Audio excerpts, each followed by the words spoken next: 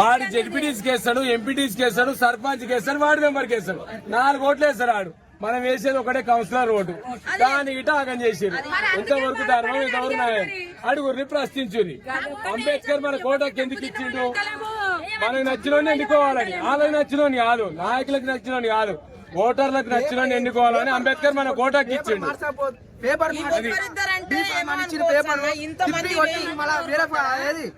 తప్పులు సంతకాలు పెట్టించారు. ఎలక్షన్ వేరే పేపర్ తీసుకొచ్చి సంతకం పెట్టించుకొని అది మాది కాదు, మీరు వెళ్ళిపోరన్నా అయిపోయింది, ఆడికి అయిపోయింది. మళ్ళీ తెలియదు బయటికి రాగానే గొడవ అయిపోయింది.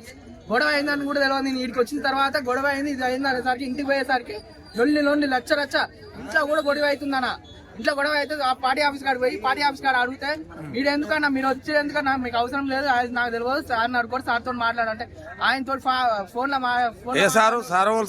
అది రాజగోపాల్ రెడ్డి రాజగోపాల్ సార్ తోటి మాట్లాడుతున్నారు. మాట్లాడుతానేసరికి మాట్లాడి నాకు తెలియదు. నేను 2 రోజుల నుంచి అన్నం తినలేదు. 2 రోజుల నుంచి అన్నం తినలేదు. నేను కోపం మీద అట్లా అనుకున్నా. మళ్ళీ తెల్లారి ఓట్ల కాడ పోయింది. నాకు కూడా గుర్తులేదు ఏం జరుగుతుంది, ఇంట్లో ఏం పరిస్థితి నాకు అర్థమైతలేదు, చేస్తలేరు. మళ్ళీ ఇప్పుడు రాగానే మీరు డబ్బులు తీసుకున్నారు, ఇప్పుడు ఊరేసుకుంటానికి వచ్చింది. ఏం పాపం చేసినా మీరేది ఎలక్షన్స్ అవసరం లేదనుకున్నా. ఆమె ఎలక్షన్ కాడికి తీసుకొచ్చి మొత్తం ఆమె చేసుకుంది. ఇప్పుడు ఊరేసుకోవడానికి కాడికి వచ్చిన. ఓకే, నువ్వు ఆమె కొడుకువా? అయితే ఇప్పుడు ఊరేసుకుంటాను కానీ అంటే వాస్తవం అది ఎట్లా అయిందంటే, ఇక్కడ పబ్లిక్ ఏమనుకుంటారంటే మీ అమ్మను మోసం చేసి రాళ్ళు మాట విను. మోసం చేసి మీ అమ్మ చెప్పాల్సింది ఏంటంటే, ఇక్కడ డీటెయిల్ తీసుకున్నాం. మీ అమ్మను ఏం చేశారంటే వాళ్ళు, అమ్మ నువ్వు ఇది నీకు బీఫామ్ ఇస్తున్నావు, సంతకం పెట్టమంటే పెట్టింది అన్నాడు. విన్నావా? ఇక బీఫామే ఇస్తుంది కానీ పెట్టింది, ఆడ కూర్చుందట. విన్నావా? వాళ్ళు బీఫామ్ ఇవ్వలే, లాస్ట్కు నువ్వు విత్డ్రా చేసుకున్నావమ్మా అని చెప్పారు. ఆమె వచ్చింది నీ ఓటర్లో నాకు వస్తుంది, ఆమె బాధ ఆమె పడుతుంది, నన్ను ఎట చేస్తారు ఏంది అనేది ఆమె అన్నది. నేను ఆమెను తెలుసుకున్నా, మళ్ళీ అది కూడా చెప్తా. ఒకటి. రెండోది నేను అడిగినా నీ భర్త వేయడమా అని అడిగినా. నీ భర్త వేయడమంటే నా భర్త లేడు, ఆయన తీసుకొని పోయారు. ఎందుకు? మళ్ళీ పార్టీలో ఉంటారు కదా, ఇక ఎందుకు పోయిందిరా నీకు ఇది ఇస్తామంట. మీ అయ్య కట కోఆప్షన్ నెంబర్ ఇస్తామని అన్నారట. కోఆప్షన్ నెంబర్ ఇస్తాము, బుజ్జకి ఇస్తాము అని అన్నారు. ఓకే, మీరు ఇంతవరకు ఉంది, ఆయన మధ్యన ఈయన మధ్యన ఎంచుకున్నారు, ఏకగ్రీయం చేసుకున్నారు, మీరు ఓకే. మరి ఓటర్ల దగ్గరికి పోతే ఓటర్ల పరిస్థితి ఏందమ్మా అని అడిగినాం. మీ అమ్మ ఏమన్నదంటే ఓటర్ల పరిస్థితి కాదయ్యా, నేను 2 రోజుల కంటే ముందే నేను ప్రచారం చేసుకుని ప్రతి ఇంట్లో ప్రచారం చేసి కలిసిన చేతులు దండం పెట్టి అడిగినా, నేనేం ఉంటున్నానని నా ప్రజలందరూ అనుకుంటారు, ఈయననేం ఇట చేసారు, నన్ను మోసం చేశారు, ఇప్పుడు నేను పోతే నా ప్రజలందరూ ఎగబడి నన్ను అంటారు అని రాత్రి అన్నది. ఎప్పుడు 10:30 10 గంటలు నాకు టైం గుర్తుంది, అప్పుడే పోయినా. అప్పుడు చెప్పింది అదొకటి. ఇప్పుడు ఏమైందంటే ఇక్కడ ప్రజల టాక్ ఎట్టుంటుందని మళ్ళీ ప్రజలకు పొద్దుగాలు వచ్చి కాలనీ తిరిగి అడిగినాం. నాకు చెప్పిన సమాచారం ప్రజలందరిది ఏంటంటే, సరే ఆమెను గుడిగా మేము అపాండం వేయొద్దు, అమ్ముడు పోయింది అనొద్దుగా, ఏం అనం, అమ్ముడు ఏం పోలే కదా, రాకుండా ఉంటే మేము అమ్ముడే పోయిందని అంటాం.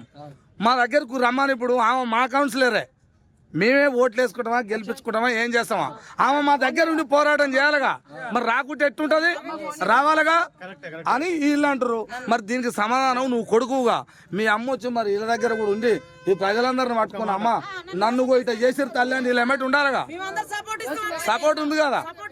అవో ఆ మాట వీళ్ళందరూ అంటారు, తమ్మి పొద్దుగాల నుంచి అంటారు. రమ్మని చెప్తా, కూర్చోమని చెప్తా, నాకేం బాధ లేదు. ఏది ఉన్నా కూడా తీసుకొచ్చే బాధ మీద ఉందా? 1450 ఓట్లున్నాయి.